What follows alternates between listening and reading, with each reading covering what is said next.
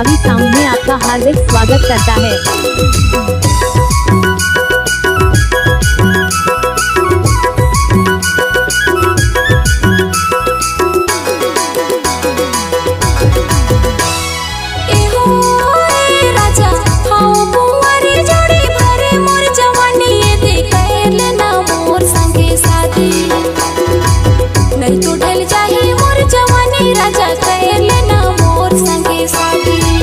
रे रानी गिर गेलक पानी बरखा कैसे करो शादी जोड़ी संभल रबे रानी तोर जवानी ओरले में करे ले हूँ शादी जोड़ी संभल रबे रानी तोर जवानी।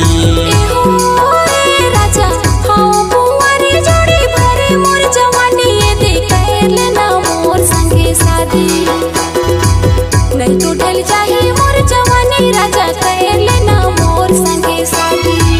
रे रानी गिर गेलक पानी बरखा कैसे करो शादी जोड़ी संभल रबे रानी तोर जवानी ओरले में करे ले हूँ शादी जोड़ी संभल रबे रानी तोर जवानी।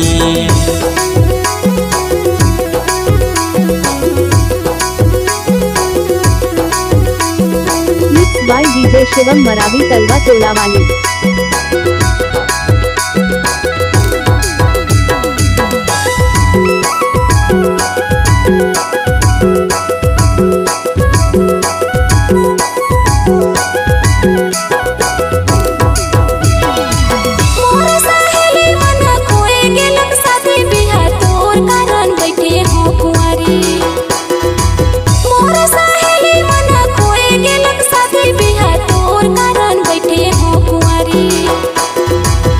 असों के लगन में ते कैर ले सगाई जोड़ी कैर दही दूसर जामुर शादी।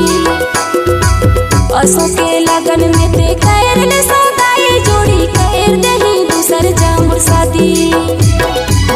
आही लगन रानी करबो सगाई जोड़ी संभल रबे रानी तोर जवानी।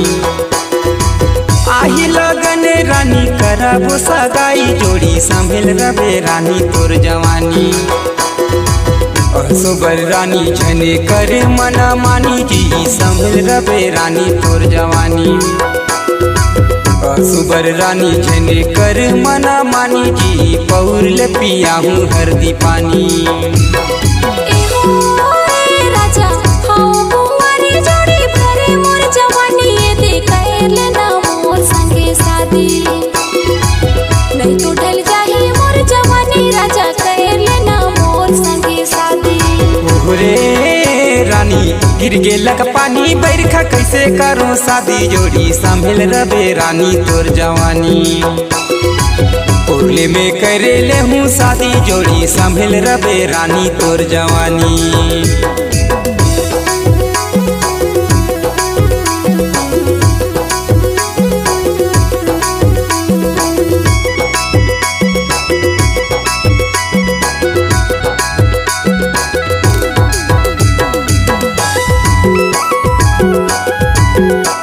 शिवम मरावी साउंड में आपका हार्दिक स्वागत करता है।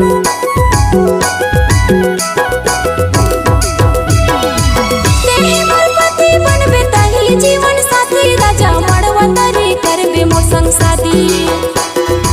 तेही मोर पति बनबे ताही जीवन साथी राजा मड़वा तारी करबे मोर संग शादी। सास के रख वचन लाने बाहु राजा टोला छोड़ के कहाँ जाऊँ जोड़ी। सास के रख वचन लाने बाहु राजा टोला छोड़ के कहाँ जाऊँ जोड़ी।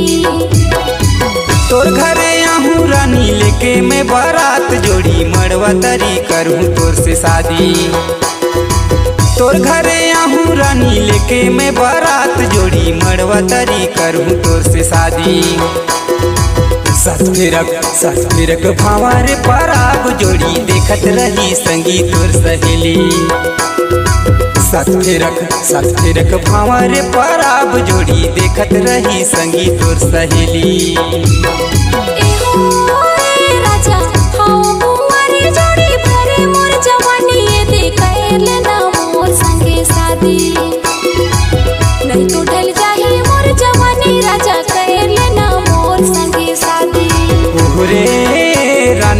गिर गेलक पानी बरखा कैसे करो शादी जोड़ी संभल रबे रानी तोर जवानी उरले में करे ले हूँ शादी जोड़ी संभल रबे रानी तोर जवानी नहीं तो ढल जाही मोर जवानी राजा कर लेना मोर संगे शादी जनते कर मना मानी रानी पौर साल कर ले हूँ शादी कर लेना मोर संगे शादी सुन कर ले हूँ तोर संगे शादी है।